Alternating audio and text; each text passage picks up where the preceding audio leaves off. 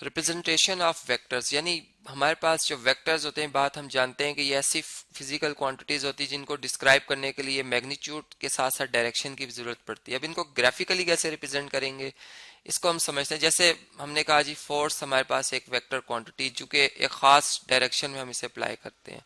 तो यहाँ पे अगर मैं कहता हूँ कि जी फोर्स हमारे पास है 20 न्यूटन, और टूवर्ड्स जो है ये जी है हमारे पास नॉर्थ, टूवर्ड्स नॉर्थ। तो अब हम इसको अगर यानी डिस्प्ले कर रहे हो या इसको हम जो है वो ग्राफिकली रिप्रेजेंट कर रहे हो, तो कैसे रिप्रेजेंट करेंगे।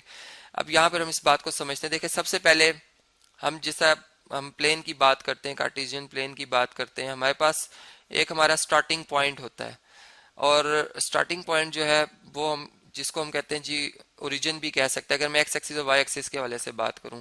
तो इस तरह से ये बात हमें ज़्यादा जल्दी समझ आ जाएगी। अब ये मेरा स्टार्टिंग पॉइंट है जहाँ से मैंने फोर्स अप्लाई करना शुरू किया। अब टूवर्ड्स नॉर्थ, ये बात आपको पता होनी चाहिए कि हमारे पास डायरेक्शंस जो है वो कैसे फाइंड होती हैं।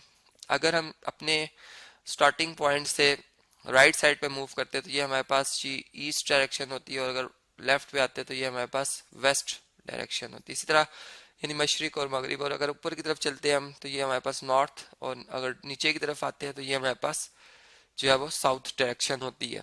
तो इसी तरह अब ये हमारा स्टार्टिंग पॉइंट है। हमने एक फोर्स में जो जिसका मैग्नीट्यूड 20 न्यूटन है, इसको रिप्रेजेंट करना है, तो हम इसका स्केल डिफाइन कर लेंगे। हम कहते हैं चलें यहाँ से लेकर यानी स्टार्टिंग पॉइंट से लेकर हम नॉर्थ की डायरेक्शन में चल रहे हैं, और यहाँ तक जो ये मैग्नीट्यूड है, ये जो साइज है, ये 20 न्यूटन को रिप्रेजेंट कर रहा है। और चूंकि डायरेक्शन थी नॉर्थ की तरफ, तो यहाँ पर हम एरो शो कर देंगे। तो इस तरह से एक वेक्टर की रिप्रेजेंटेशन होगी। अब इसी तरह अगर मैंने बताना हो कि डायरेक्शन जो है वेक्टर की वो यानी नॉर्थ से ईस्ट की तरफ है या ईस्ट से नॉर्थ की तरफ है, तो कितने डिग्री है, वो सारी बातें, यानी फर्ज करें ईस्ट से नॉर्थ की तरफ है, तो मैं ईस्ट से 0 डिग्री यानी यहाँ से कंपास की मदद से एंगल्स बनाते हुए इस सिमत में आऊंगा और यहाँ पर ये वेक्टर शो कर दूंगा। अब ये इसकी मैग्नीट्यूड मैंने थोड़ी सी पिछले वेक्टर से ज्यादा शो की है, तो इससे ये बात एकदम पता चलती है कि अच्छा इस वेक्टर की मैग्नीट्यूड उससे ज्यादा है, यानी ज्यादा बड़ी कुव्वत है, उससे ज्यादा ताकत है, और इसकी डायरेक्शन भी हमें यहाँ से पता चल जाती है। तो इस फर्ज करें ये F2 फोर्स है, तो ये हमें ग्राफिकली एकदम से पता चलता है कि ये फोर्सेस कहाँ पर इनमें आपस में क्या रिलेशन। जैसे ये मेरे पास F1 फोर्स है, और इसी तरह अगर मैं एक और फोर्स को यहाँ पे शो करता हूँ तो ये एकदम से हमें पता चला कि ये फोर्स उससे ज़्यादा है या कम है। और इसी तरह अगर उसकी डायरेक्शन उससे मुख्तलिफ है, जैसे यहाँ पर मैं यूँ शो करता हूँ, ये स्टार्टिंग पॉइंट है और ये इस सिमत में है, तो हम ये कह सकते हैं कि दोनों फोर्सेस जो हैं वो एक दूसरे के ऑपोजिट डायरेक्शंस में है, और मैग्नीट्यूड भी इनकी सेम नहीं है। तो ये इसी तरह से हम ग्राफिकली जो है वो वेक्टर्स को बड़े आसानी से समझ जाते हैं। इसी तरह अब जो हमने जैसे बात की कि जो हमारे पास वेक्टर क्वांटिटीज होती हैं, हमने जब डेफिनेशन पढ़ी थी तो उसमें मैग्नीट्यूड और डायरेक्शन दोनों की जरूरत होती है। तो यहाँ पर जो मैग्नीट्यूड होगी उसको हम इस तरह से जाहिर करेंगे कि F2 वेक्टर लिखकर उसके साथ जो है वो इस तरह से दो वर्टिकल लाइंस लगा देंगे जो कि इसकी मैग्नीट्यूड को रिप्रेजेंट करेंगे। और इसके साथ ही अगर इसी वेक्टर की डायरेक्शन की बात हो रही तो F2 लिखकर इसके ऊपर एक हैट इस तरह से बना देंगे, जिसे हम है कैप भी कहते हैं।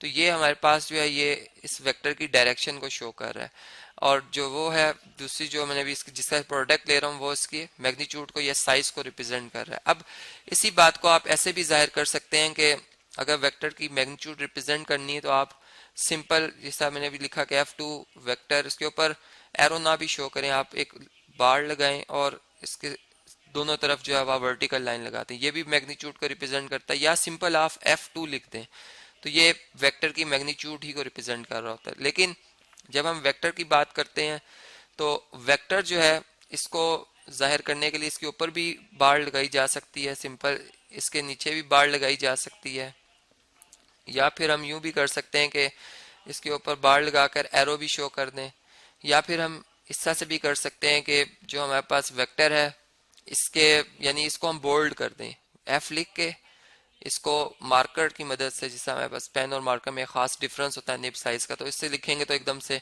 वाज़ेह डिफरेंस आएगा, तो पता चल जाएगा कि इस वक्त हम फोर्स जो है ये वेक्टर की बात करें, मैग्नीट्यूड की बात नहीं कर रहे। तो इस तरह से ये बहुत से हमारे पास डिफरेंट वेज हैं कि हम कैसे एक वेक्टर को ग्राफिकली रिप्रेजेंट करते हैं और कैसे उसको न्यूमेरिकली जो है, यानी एक बाय मैथमेटिकली कैसे उसको हम जो है वो रिप्रेजेंट कर सकते हैं।